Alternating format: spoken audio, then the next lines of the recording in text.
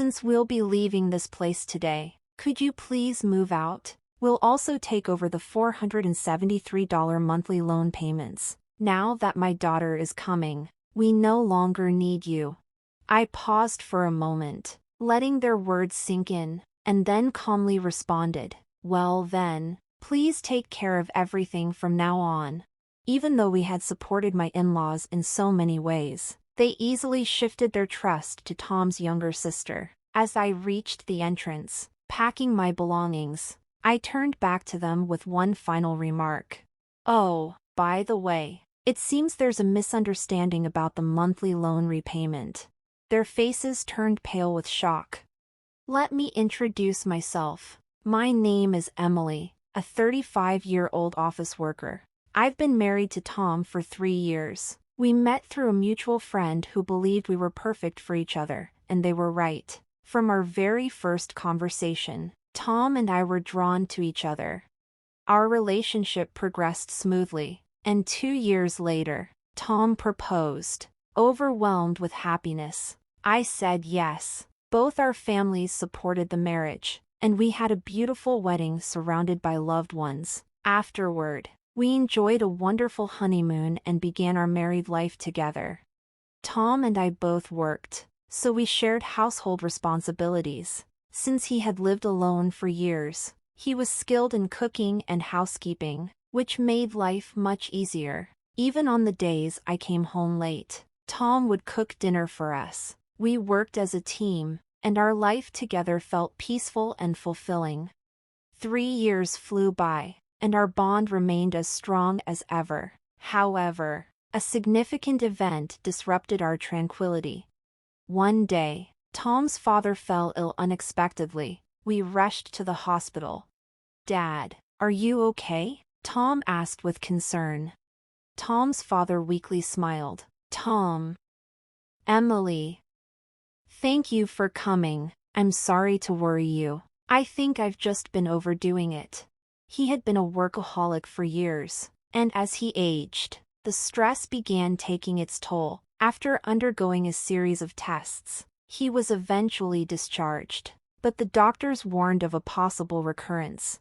Tom and I grew more concerned for his parents, particularly his mother, who had always been a devoted housewife and was visibly shaken by the situation.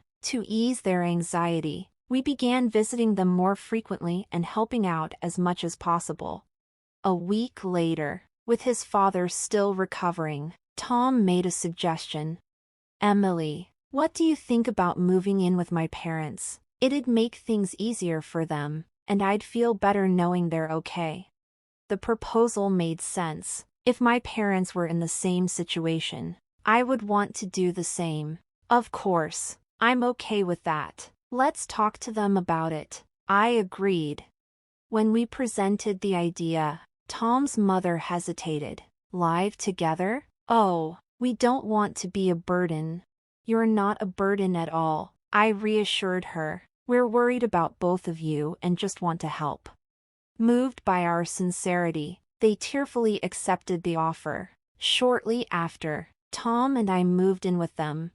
Living together went smoothly. Tom's mother, understanding our work schedules, took charge of most household chores, allowing us to focus on our jobs. Meanwhile, Tom's father retired early and prioritized his health, which improved significantly. We all adjusted well and enjoyed each other's company. After some time, Tom's father came to us with another idea.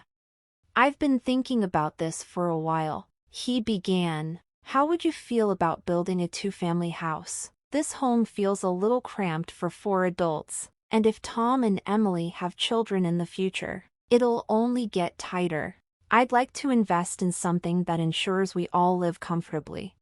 The suggestion caught us by surprise. While their current home wasn't unlivable, it wasn't ideal for the long term either. After careful consideration and discussions, Tom and I agreed. Building a new home together seemed like a good solution.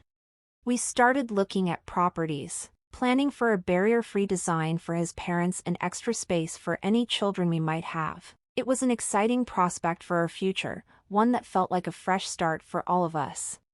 We wanted a safe area close to both a hospital and a train station, with easy access to grocery stores. Given everyone's requirements, it seemed like it might be pricey. However, if we were going to live here for the rest of our lives, we didn't want to compromise too much. Each family member shared the same sentiment. So fueled by determination, we decided to build our dream house, no matter the cost.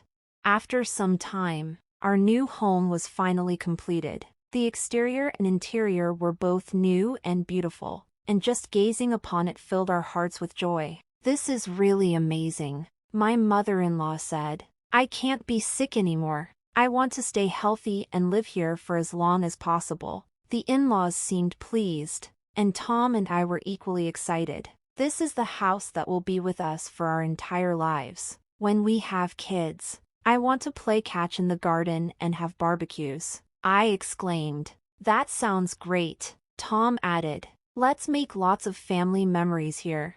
We were overflowing with excitement and joy. Living in the house turned out to be truly comfortable, and it felt like the pinnacle of happiness. Being in a comfortable home made me even more enthusiastic about my work. Subsequently, my work went very smoothly, and both my public and private lives were fulfilling. I genuinely felt grateful for buying this house. The months passed in the blink of an eye, and 2 years had passed in this house. We continued to have a good relationship with our in-laws as always, and we believed that the days ahead would be filled with happiness.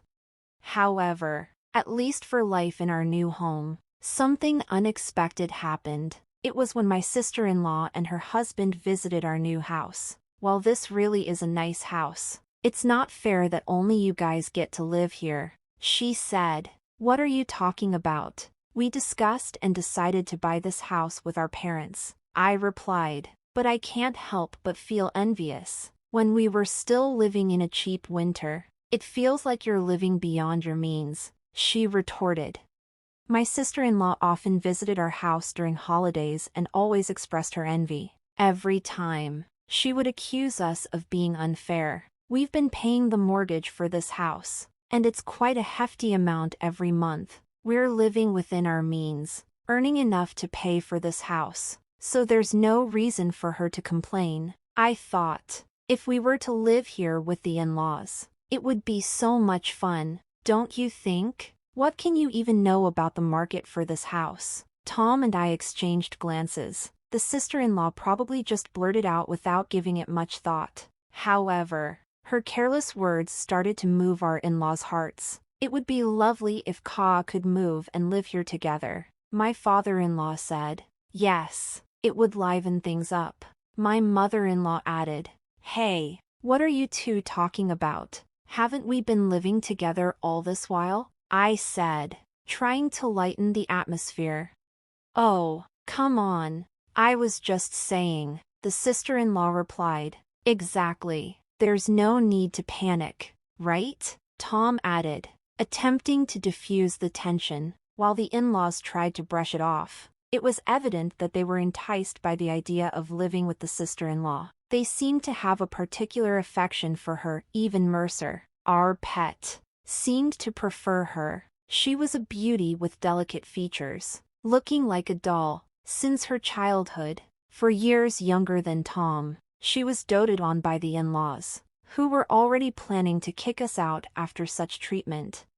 I was deeply hurt by their words. "We'll pay the $473 monthly loan," she said, as if it would make everything all right. "Huh, $473? I stammered, unable to believe what I was hearing. "It's a great deal to live in such a nice house for that." Tom and I exchanged dumbfounded glances. It became clear that the in-laws were already planning to kick us out. After such treatment, we couldn't continue living there. So I managed to ask if we could delay moving out for at least a week. We needed that time to find a new place. His mother-in-law's tone was indifferent as she responded, "Fine. You must be looking forward to living with Ka and her husband starting today." The disappointment from the in-laws was clear, but the sister-in-law and her husband were thrilled that we decided to leave. "Calm down, Mom and Dad. The house isn't going anywhere. A week from now, I'll be living here, she chimed in, her voice dripping with satisfaction. While the in-laws and the sister-in-law's family were excited to drive us out, Tom and I seriously reconsidered cohabitating with such people. We quickly arranged to view rental properties and moved out within a week. On the day we were leaving, I made it clear, please take care of everything from now on. Don't ever get involved with us or come to this house again. Their words were harsh, especially considering how much we had supported them. But now, we could finally live comfortably in our new home, and it felt like a dream. As I gathered our belongings and approached the entrance, I shared an important piece of information. Oh, by the way, it seems there's a misunderstanding about the monthly mortgage payments. It's $1,825 every month, okay? Their faces turned pale in shock. Hold on a second. Isn't the loan just $473 a month? They protested. You misunderstood, didn't you? This house is under our father's name, so the loan is contractually agreed to be paid off through a debit from Dad's account. I explained. Emily and I were planning to live in this house for the rest of our lives, so we told him he wouldn't have to pay. We were covering all the costs, $473 from me and $1,352 from Emily. It turned out, Dad had only remembered the monthly transfers into his account. Moreover, Emily and I split the living expenses equally. Our parents probably never thoroughly checked the costs and assumed it wasn't a significant amount. No way. We can't pay $1,825 a month, Tom exclaimed. We can't even cover the living expenses on top of that. How can Emily afford to contribute so much? I added. The in-laws looked shocked. Well, we've decided to cut ties with you, so it's up to you to support our parents from now on, Dad said firmly. No way, Emily. Tom. Wait, Mom pleaded. What? Mom and Dad? Are you planning to abandon us? I argued. You guys can repay the loan, can't you? Shouldn't you live with those who can?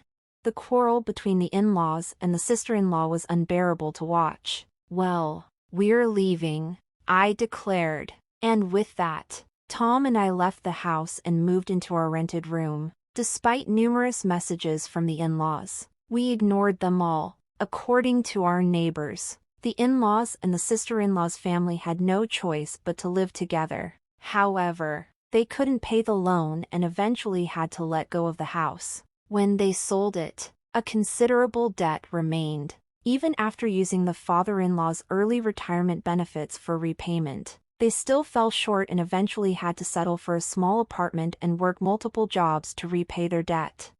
Apparently, the sister-in-law's husband didn't want the burden to fall on him, so he ran away. If only the in-laws had continued living peacefully with us, they wouldn't have faced these hardships. But it's none of our concern now. On the other hand, Tom and I found our rented apartment much cozier than anticipated. We planned to stay here for a while and save money. We lived happily, watching our savings grow at an incredible rate. We believed it was essential to save as much as possible for the future while enjoying occasional luxuries. Our aim was a happy life together in the years to come.